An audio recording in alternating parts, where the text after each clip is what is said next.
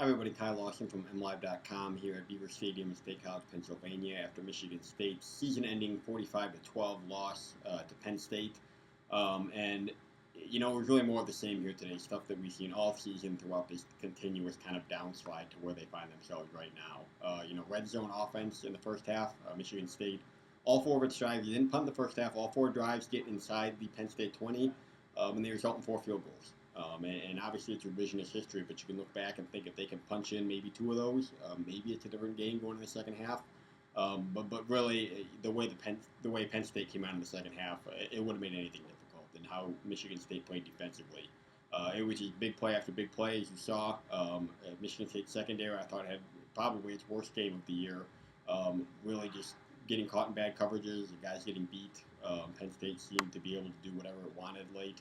Or in the second half there with the deep ball, and then they kept piling it on late, which players were pretty clear. I talked to a couple of Penn State players afterwards, and they were pretty clear that they remember that Jack Allen touchdown from last year. If you remember, Michigan State's last touchdown in a 55-16 win last year at Spartan Stadium was a handoff to offensive lineman Jack Allen, which I think Penn State players took a certain way, and they had the opportunity here to kind of return the favor, and they seemed to do that. They tacked on a couple late touchdowns. So that's kind of how things ended.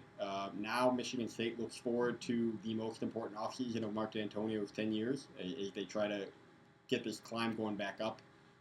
Mark D'Antonio did say afterwards today that he is not considering removing any staff members, something that a lot of fans I know called for, but coordinators are going to say the same, play callers are going to say the same. I should say that he didn't rule out changing responsibilities. So we could see some changes with whether it's coordinators or position coaches, who's coaching what. I guess that wouldn't totally rule that out. But the same 9 guys that are his full-time staff members will be returning next year.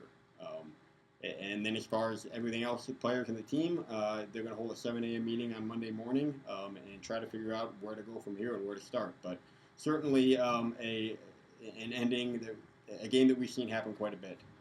They seem to be playing better the last 2-3 weeks, but the second half really it all came apart, and they looked like they did midseason again, giving up touchdown after touchdown. And it was kind of a fitting end to the season when little seemed to go right. The season ended with them, really not being able to do much. So that'll wrap it up here at Beaver Stadium. Stick with mlive.com/Spartans for all your coverage, and thanks for following along this season.